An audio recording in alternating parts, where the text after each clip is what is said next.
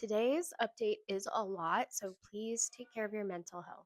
Hi, if you're new here, my name is Lainey and I talk about all things true crime like we're on a FaceTime call. I also do my best to show all victims and their families respect. Some things are graphic in nature, and I do share that to spread awareness and because their stories matter. Let's get into today's update. This trial has honestly been one of the most devastating ones to follow, and if you haven't been keeping up, here's where things stand in the Tanner Horner case. First, this trial shifted fast on day one because Tanner Horner pleaded guilty to capital unaliving and aggravated kidnapping in the death of 7-year-old Athena Strand. So the jury is not deciding whether he did it, that part is over.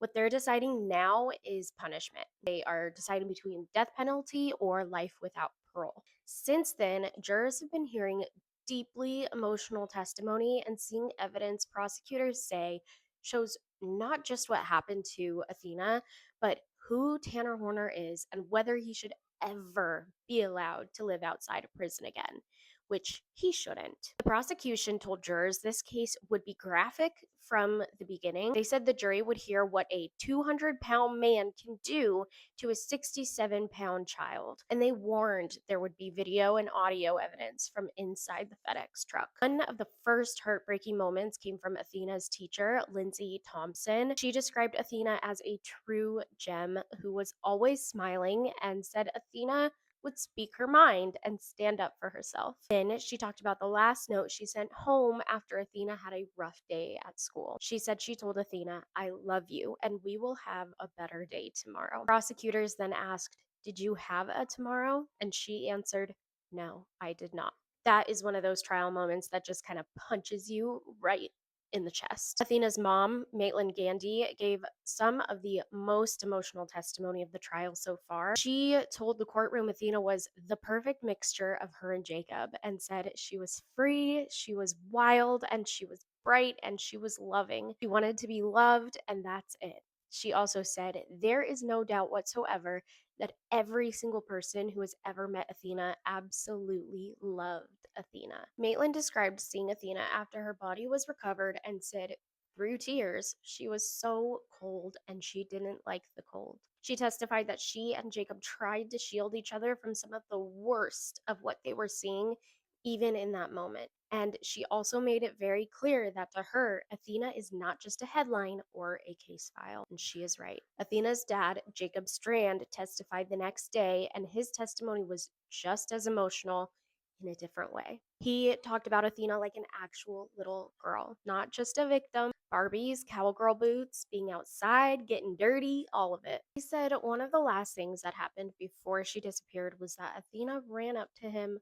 for one more hug as he was backing out. He told jurors, "I gave her another hug and told her I love her." That was the last time he saw her alive. Jacob also talked openly about what this loss did to him. He said, "I just kind of held everything in and it broke me." He testified that he turned to alcohol, couldn't sleep, barely ate, and lost around 50 pounds. It was also reported that he told the jury he felt like, as her father, he should have been there to protect her. I cannot imagine the feeling as a parent having to go through those thoughts. As far as the evidence, prosecutors have spent this trial trying to tear apart Horner's original story that this was some kind of panic after accidentally hitting Athena with his truck.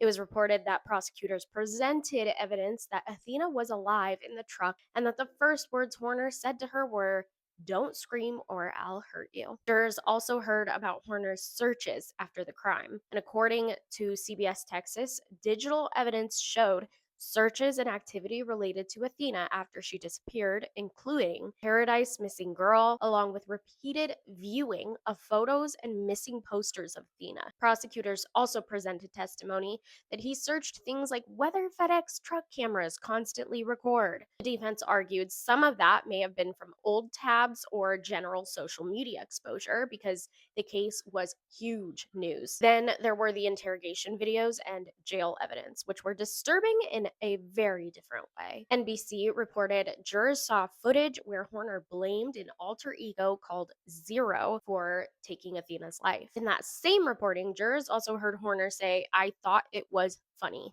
When investigators asked about Athena's clothes being thrown from the truck, they also heard him try to bargain with investigators by saying, "If you give me a month with my family so I can have Christmas with my son, I'll give you everything." Trial also included letters Horner wrote from jail. In one read aloud in court, he wrote to Athena's family, "I want to start by saying how sorry I am about Athena, and I've done a terrible thing to your family, and I'm sorry." In that same letter, he also blamed his mental health struggles and changes to his FedEx route, which prosecutors appear to be using to argue that even his so called remorse still comes packaged with excuses. Another major part of the state's case has been the SA related evidence and allegations, and this is where it needs to be said carefully. Reportedly, Athena's SA kit showed male DNA, while some other results were inconclusive. It was also reported that two women testified Horner SA'd them when they were minors. Those women are not being named. The defense challenged their credibility.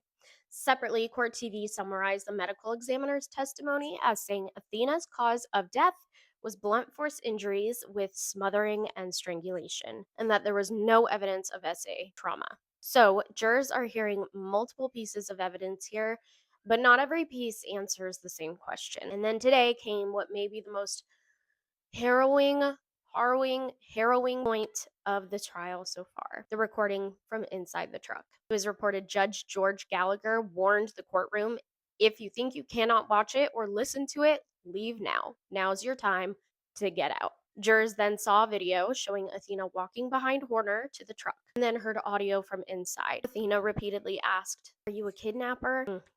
Wow, this is hard. Okay.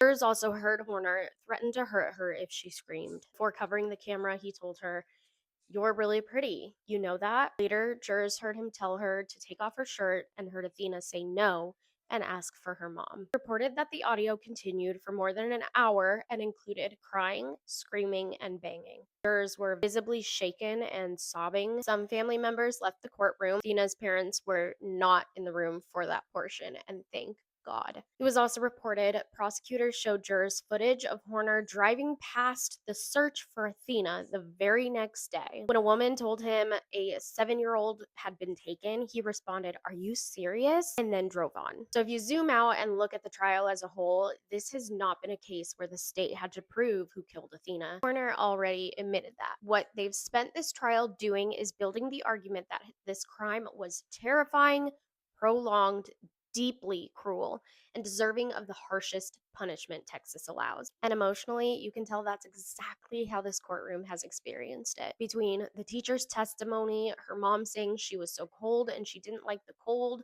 her dad saying it broke me, and the jurors sobbing through that truck audio, this trial has been absolutely crushing. Prosecution has rested, and it is reported the defense is expected to begin presenting its case next week after procedural hearings. I don't have the words to explain how I feel in my heart and what I feel in my chest while telling this story. It is absolutely soul crushing, makes me so mad. I don't even really know how to end this. I guess all I will say is I hope that somewhere Athena is playing with all the Barbies in the world and seeing how much her mom and dad love her so much.